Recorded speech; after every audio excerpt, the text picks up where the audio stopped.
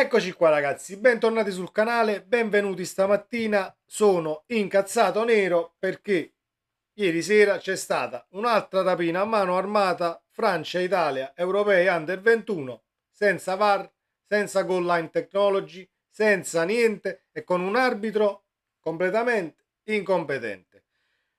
Non mi passa e non mi passerà perché è impossibile che nel 2023, con la tecnologia arrivata a questo punto, dobbiamo giocarci una competizione internazionale senza aiuto del VAR, senza la goal line technology, con le quali l'Italia ieri sera avrebbe vinto, ma tranquillamente a mani basse, 3-1 contro la Francia, che è la candidata principale alla vittoria finale di questo torneo, perché non stiamo qui a dire frottole. La Francia sulla carta è una delle nazionali più forti. Quindi, perché la mia domanda è: perché fare queste competizioni senza VAR? Chi l'ha deciso di farle senza VAR? Abbiamo già visto un mondiale under 20 con la FIFA che sì, ha fatto giocare il mondiale con tutta la tecnologia in aiuto all'arbitro in campo, ma su campi di patate. Quindi hanno risparmiato sul manto erboso ed hanno messo comunque la sala VAR e la goal line technology. L'UEFA invece ha fatto diversamente. Si gioca su campi ovviamente più che decenti, ma senza la tecnologia. Ed ecco che cosa succede. Un 2-1 di merda della Francia contro l'Italia che si è giocata la partita alla grande, anzi non alla grande, alla grandissima, contro una Francia che è la candidata alla vittoria finale. Adesso come la mettiamo? Come la mettiamo? Io mi metto nei panni dei calciatori ragazzi, che poi sono ragazzi di 20 anni, che si preparano alla grande tutto l'anno, perché tutto l'anno ti prepari alla grande per una competizione del genere, sai di essere convocato, fai una prestazione esagerata e poi arriva il pinco pallino di turno che non so nemmeno come si chiama. Forse lo trovo come si chiama. Eccolo qua, Lindout, un arbitro olandese. E io che vivo in Olanda, è un arbitro olandese incompetente. Via, non lo conosco nemmeno, però lo si è visto ieri sera. Era vicino a tutte le azioni di gioco. Poteva tranquillamente fischiare il calcio di rigore per l'Italia perché il mani è sacrosanto e sei vicino. E tutti gli altri errori sono completamente causati da un'incompetenza arbitrale che è fuori dal normale. Non voglio pensare a malafede perché altrimenti dovrei smettere di guardare le partite di calcio. Però il fatto è chiaro e oramai è successo e non si può tornare indietro.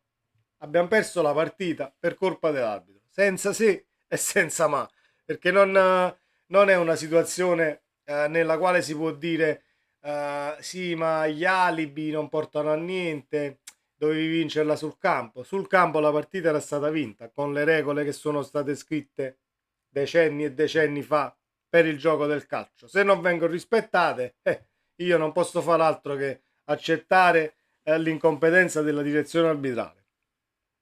Difficile da accettare. Da uno che guarda le partite da casa mi lascio, cioè, mi immagino o posso immaginare cosa può scaturire in un calciatore che poi è stato protagonista ieri sera.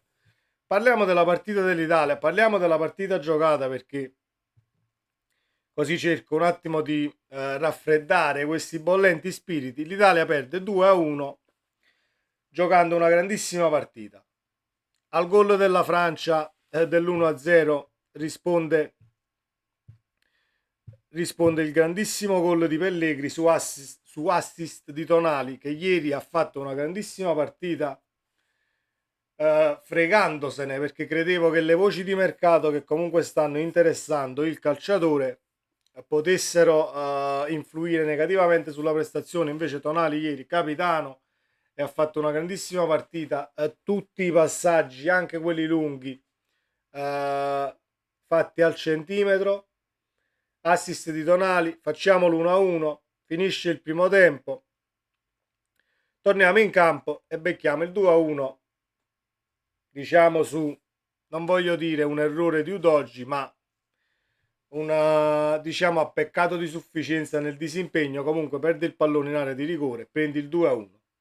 Dopo sale in cattedra Lindoff, questo olandese che ha arbitrato una schifezza. Ci sta un calcio di rigore per l'Italia, per fallo di mano, e non abbiamo visto niente, ma l'arbitro, se andiamo a rivedere le immagini, era posizionato molto bene, vicino all'azione. L'hai visto il fallo, hai fatto finta che non l'hai visto. Mia opinione. Sul gol del 2-1 della Francia, se torniamo un attimo indietro, c'è fallo per gioco pericoloso a centrocampo sul nascere dell'azione del gol.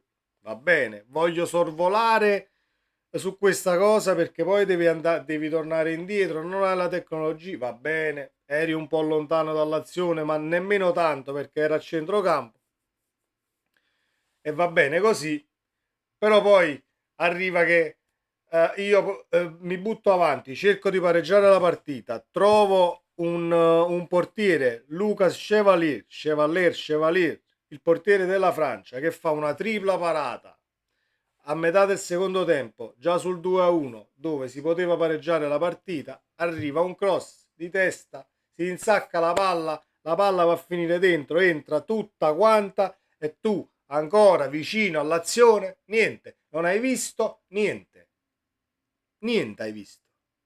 Ma come si fa? Come si fa ad arbitrare una partita del genere a livello internazionale? Poi dico io, ci sono gli europei under 21. Lo, tu UEFA sai che non c'è VAR e non ci sono aiuti tecnologici perché l'hai deciso tu, non l'ho deciso sicuramente io. Schiera tutti i migliori. Schiera tutti i migliori.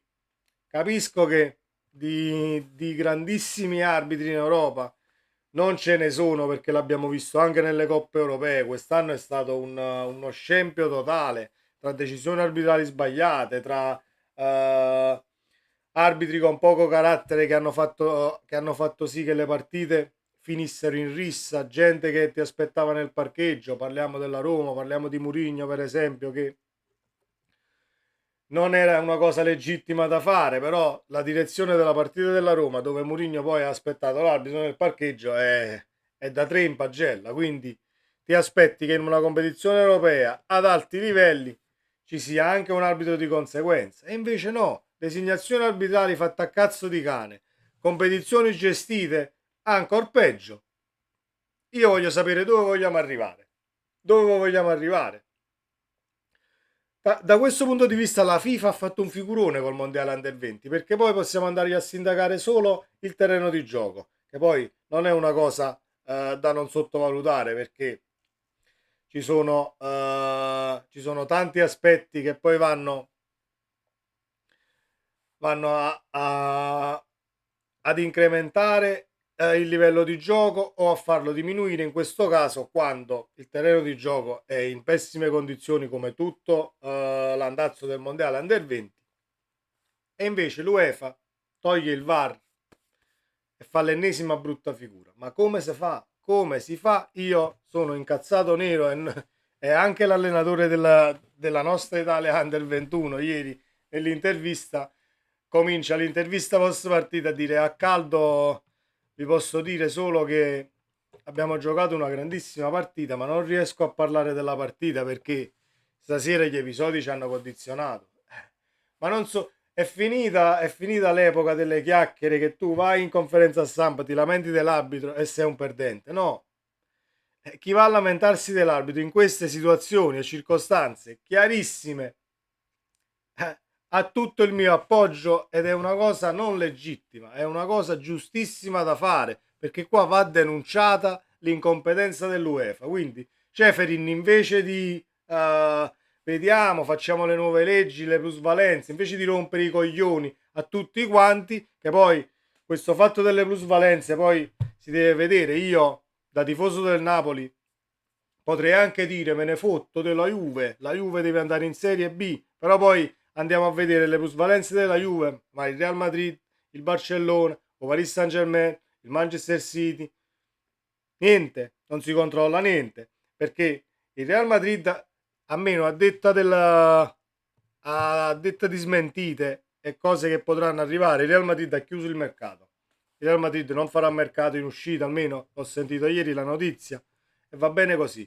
Il Barcellona l'anno scorso, Piqué che si decurta lo stipendio, se ne va per tesserare Lewandowski. La bancarella del torrone è diventata l'UEFA. La bancarella del torrone, si può fare tutto ciò che vuoi, basta che non sei italiano. L'ho detto e lo ripeto, basta che non sei una squadra italiana, perché quest'anno io in Europa non mi sono sentito tutelato da tifoso del Napoli, né tantomeno le altre squadre italiane sono state tutelate. Vediamo questo mondiale under 21 che è la ciliegina sulla torta a livello di incompetenza. Basta, basta, basta, non se ne può più.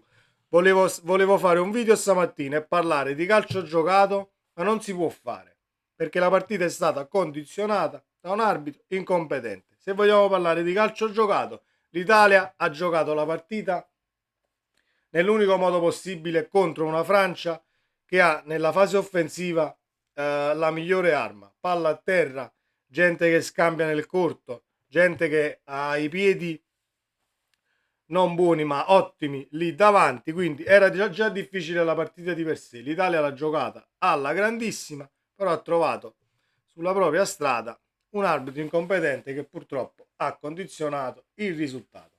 Mi sono dilungato anche troppo, denunciamo ragazzi, condividiamo, iscrivetevi al canale perché queste storie devono finire, soprattutto a tutela dei nostri ragazzi che poi stanno crescendo e poi ci lamentiamo, sì, i vivai, i calciatori e quant'altro. Ci sono tanti fattori che devono andare nella stessa direzione per far crescere un calciatore e ragazzi di 20 anni dopo una partita del genere arbitrata in questo modo possono tranquillamente rimetterci un tantino di crescita personale. Detto questo, ci vediamo nel prossimo video ragazzi, sempre Forza Napoli, ciao!